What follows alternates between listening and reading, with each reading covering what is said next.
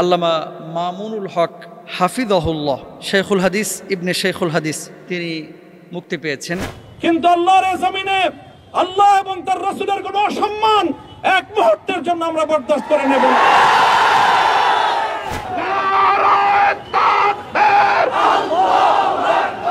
মামুনুল হক আসছে,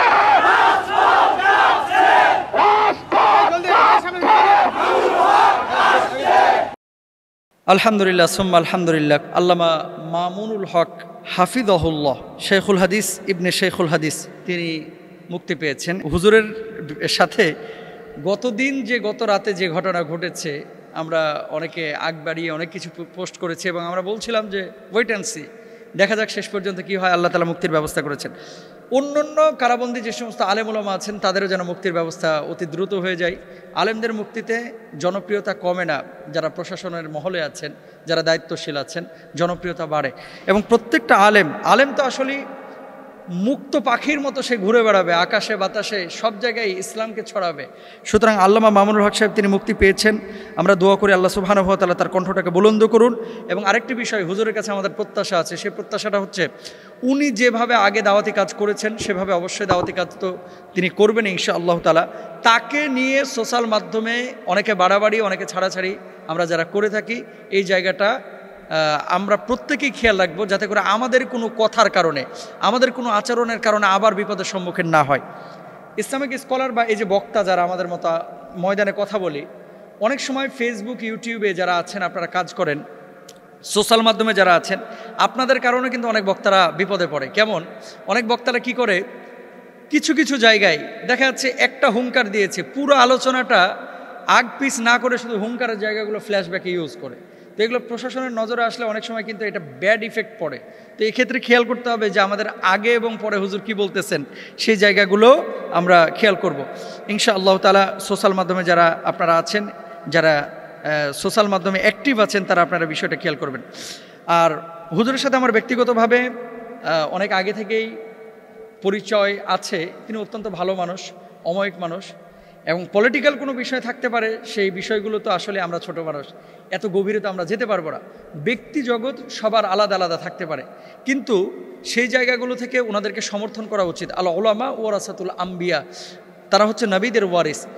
তিনি বুখারী শরীফ পড়ান, তিনি হাদিসের কিতাবগুলো পড়ান। যারা হাদিস পড়ান, সনদ খেয়াল করলে দেখবেন একটার পর একটা ওস্তাদ কিন্তু এক জায়গায় গিয়ে ঠেকেছে, একেবারে রাসূল আকরাম সাল্লাল্লাহু আলাইহি ওয়াসাল্লামের সাহাবীদের থেকে নিয়ে সাহাবী পর্যন্ত, তাবেঈ পর্যন্ত, তারপর আল্লাহ রাসূল সাল্লাল্লাহু আলাইহি ওয়াসাল্লামের পর্যন্ত এই সনদগুলো মিলানো যায়। অনেক স্কলার আছে বাংলাদেশে যে তার ওস্তাদ সেই, এভাবে ইমাম বুখারী রাহিমাহুল্লাহ পর্যন্ত ঠেকেছে, তারপরে সেখান থেকে আল্লাহ রাসূল সাল্লাল্লাহু আলাইহি ওয়াসাল্লাম পর্যন্ত ঠেকেছে। তো ওনারা হাদিসের দার্স দিয়ে থাকেন এবং মুহাদ্দিস, তারা হচ্ছে নবীদের ওয়ারিস। আলেমদেরকে ভালোবাসলে আল্লাহ সুবহানাহু ওয়া তাআলা খুশি হন, এবং আলেমকে ভালোবাসা বলে নবীকে ভালোবাসা মানে আল্লাহ সুবহানাহু ওয়া তাআলাকে ভালোবাসা। সবসময় আলেমদের প্রতি আমরা ভালো ধারণা রাখবো এবং তাদেরকে মহব্বত করব, আল্লাহ তাআলাকে মহব্বত করা হবে ইনশাআল্লাহ তাআলা। আর ওস্তাদের ব্যাপারে আপনাদের কাছে বিশেষ করে, যেহেতু এটা সোশ্যাল মাধ্যমেও যাবে আলোচনাটা, অনেক সময় ইসলামিক স্কলাররা এই যে আল্লামা মামুনুল হক সাহেব বলেন, খালিদ সাইফুল্লাহ আইয়ুবী বলেন, ডক্টর মিজানুর রহমান আজহারী সাহেব বলেন, আমাদের মতো কিছু ছোটোখাটো যারা ভাইরা আছি, মাহফিলে যাওয়ার পরে কমিটি কিছু কথা বলে, কেমন, হুজুর আজকে কিন্তু কাঁপায়া দিতে হবে, হুজুর আজকে কিন্তু গরম ওয়াজ করতে হবে। এই যে কাঁপানো, ভূমিকম্প তোলা, গরম ওয়াজ করা, এগুলো আপনারা কোনো বক্তাকে বলবেন না প্লিজ। আপনারা বলবেন যে কোরআন হাদিস থেকে স্বাধীনভাবে নিট অ্যান্ড ক্লিন কথা বলেন। এ কাঁপানো, ঝাঁকানো, ভূমিকম্প তোলা, গরম করা, এগুলো অনেক সময় বলে বক্তার উপরে প্রেশার ক্রিয়েট করেন যে ঢাকা থেকে নিয়ে এসেছি, হুজুর একটু গরম করতে পারলো না। এই ধরনের আচরণগুলো আল্লাহ তাআলা আমাদেরকে যেন না করান, আমরা সবাই চেষ্টা করব। হুজুর মুক্ত বাতাসে এসেছেন, আল্লাহ তাআলা তাকে নিয়ে এসেছেন, তিনি আমাদের মধ্যে থাকবেন ইনশাআল্লাহ তাআলা। তার হায়াতে, রিজকে, ইলমে, আমলে বারাকা দান করেন। এই 3 বছর যে ক্ষতিটা হয়েছে উনি ময়দানে না থাকার কারণে, এই ক্ষতিটা পুষিয়ে আবার যেন তিনি দাওয়াতি ময়দানে কাজ করতে পারে, আল্লাহ সুবহানাহু ওয়া তাআলা সেই তৌফিক সবাইকে দান করুন, হক কথাগুলো যেন সুন্দরভাবে বলতে পারে। সম্প্রতি যে বিষয়টি গত রাতে ঘটেছে, সত্যিকার অর্থেই আমি আমার কথা বলি, তারপরে আমি হাদিসের রেফারেন্সে যাব।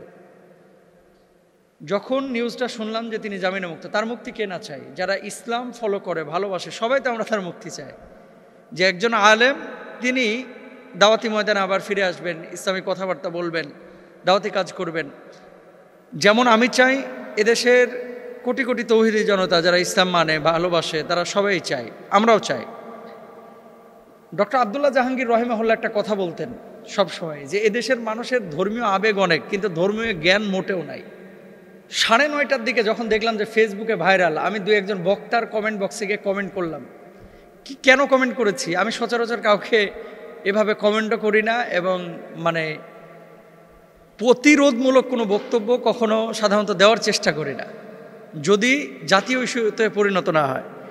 আমি কমেন্ট করলাম যে ভাই, আপনি যে ছবিটা ইউজ করেছেন এটা তো 4 বছর আগের ছবি, আজকে কেন ইউজ করছেন? মানে 4 বছর আগে যখন তিনি কোনো মাহফিলে গিয়েছেন অথবা কোনো একটা জায়গা থেকে বের হয়েছেন, তাকে মালা দিয়ে বরণ করা হয়েছে, ওই ছবিকে নিয়ে এসে গাড়ির ভিতরে তিনি যে বসে এইভাবে তাকায় আছেন পেছনে, এটাকে নিয়ে এসে আলহামদুলিল্লাহ তিনি মুক্ত বাতাসে। অনেক বক্তাও এ কাজ করেছেন, হৃদয়ে রক্তক্ষরণ হয়। আমি একটা কথা বলি, গণমাধ্যম বা স্যাটেলাইট মিডিয়ার সাথে আমি জড়িত প্রায় 12টা বছর হয়ে গেছে। আজকে বাংলাদেশে অনেকে মিডিয়া বুঝে না, কিন্তু ভাবসাব এরকম যে মিডিয়ার সব জানতা উনি, আমি অত জানি না ভাই। তবে একটা কথা আপনাকে বলি, ফেক আইডি বা ফেক নিউজ বা ফেক কোনো ছবি দিয়ে আমাদেরকে একটা কিছু খাওয়ায় দেবেন, এটা কিন্তু সম্ভব না। যখন আপনি দেখবেন যে ওই কোনো মাহফিলে হয়তো বা হুজুর গিয়েছিলেন, গ্লাস খোলা গাড়ি দিয়ে যাচ্ছিলেন, সেখানে হাত নাড়াচ্ছিলেন, এতটুকু কমন সেন্স নাই এদেশের কিছু মানুষের যারা ফেসবুক অনলাইনে অ্যাক্টিভ। হুজুর হাত নাড়াচ্ছে, এখানে যে লোগো সহ লাইভ করা যে সম্ভব না, সাথে সাথে ধরেন রোজ টিভি অথবা XYZ কোনো মিডিয়া লাইভ দিল কোথা থেকে, আপনার কাশিমপুর কারাগারের সামনে থেকে, সাথে সাথে লোগো দিয়ে এইভাবে পুরন বা নতুন ফুটেজ ব্যবহার করে, এটা যে এত ইজি না। আর একটা ছবি যখন আপনি দেখতেছেন যে এখানে ঘোলাটে একটা ছবি বের হয়েছে, তারপরে এখানে গাড়ির মধ্যে যেই জোয়ারটা, এরা আশপাশে কাশিমপুর কারাগারের কোনো কিছুই নাই, এরকম একটা লোগোযুক্ত পুরনো ছবি পাইলেন আর ধুমায়া শেয়ার করলেন যে তিনি বের হয়ে গেছেন, এই যে হাত নাড়াচ্ছেন। রাসূল সাল্লাল্লাহু আলাইহি ওয়াসাল্লাম কি বলেছেন? কাফা বিল মারই কাযিবান আইয়ুহাদ্দিসা বিকুল্লি মা সামিআ। কেউ মিথ্যাবাদী হওয়ার জন্য এতটুকু যথেষ্ট, যা সে শুনলো আর সাথে সাথে সেটাকে বলে বেড়ালো। আমাদের আজকে সমাজের অবস্থা কি? ফেসবুকে পাইছে আর যাচাই বাছাইয়ের কোনো দরকার নেই, ধুমায়া শেয়ার করতেছে। কেন বললাম এই কথাটা? আপনি ইসলাম ফলো করেন, আপনি ইসলামিক স্কলার, আপনি নিজেকে প্রকাশ করতেছেন, আপনি বড় একজন মানে শায়েখ, প্রকাশ করছেন নিজে যে একজন দাঈ ইলাল্লাহ, অথচ আরেকজন প্রকাশ করলো সংবাদ, আপনার যাচাই নাই, বাচাই নাই, জানা নাই, শোনা নাই, ধুমায়া শেয়ার করতেছেন। অবাক হতে হয়। কমেন্ট যখন করলাম যে পেজ এই সংবাদটা ডিলিট করেন, এখনো উনি বের হন নাই, আমাকে তো বোকা বানায় ফেললো। এখানে হামলিয়ে পড়লো আমার উপরে যে আপনি একটু বেশি বুঝেন সবসময়। কেন? আমরা কাশিমপুর কারাগারের সামনে দাঁড়ায়, আমি বলছি উনি কি বের হয়েছে? আমরা দাঁড়ায় আছি। আর বেটা, তুই দাঁড়ায় থাকলে কি বের হয়ে যাবে? বলার একটা উদ্দেশ্য আছে, কাউকে রাগ করে গুসা করে কথাগুলো বলতেছি না। আমাদের স্থানটা সাধারণ মানুষের সামনে কি বলেন তো? বা যারা ইসলাম ফলো করেন, আপনাদের স্থানটা একজন আওয়াম মানুষের সামনে কি? আপনার স্থানটা একজন আওয়ামের কাছে কিন্তু অনেক ঊর্ধ্বে। একজন রিকশাওয়ালা মিথ্যা বলতে পারে, একজন ফকির মিসকির মিথ্যা কথা বলতে পারে, একজন জেনারেল শিক্ষিত সুদখোর ঘুষখোর সে মিথ্যা বলতে পারে, একজন আলেম মিথ্যা বলতে পারে না।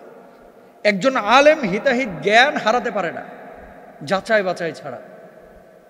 যেখানে পরিবারের সদস্যরা বলতেছে এখনো বের হয় নাই। আর গণমাধ্যমের আল্লাহর আদালতে দাঁড়াইতে হবে ভাই। কিছু গণমাধ্যমকে ভিউ পাওয়ার জন্য যারা এই সমস্ত ফাতরামি করে, এই যে 4 বছর আগের ছবি নিয়ে এসে, 5 বছর আগের ভিডিও নিয়ে এসে যারা ছড়াচ্ছে ভিউ পাওয়ার জন্য, এই টাকাটা কি আপনার জন্য হালাল হবে? কেন মানুষের সাথে প্রতারণা করছেন? হ্যাঁ, মুক্তি আমরা সবাই চাই। উনি বের হয় নাই, আপনি যে টানা একেবারে এই তো বের হয়ে গেছে, এই তো আলহামদুলিল্লাহ মুক্ত বাতাসে, সবাই চাই। কিন্তু এখানে আপনি কি কাজটা করলেন?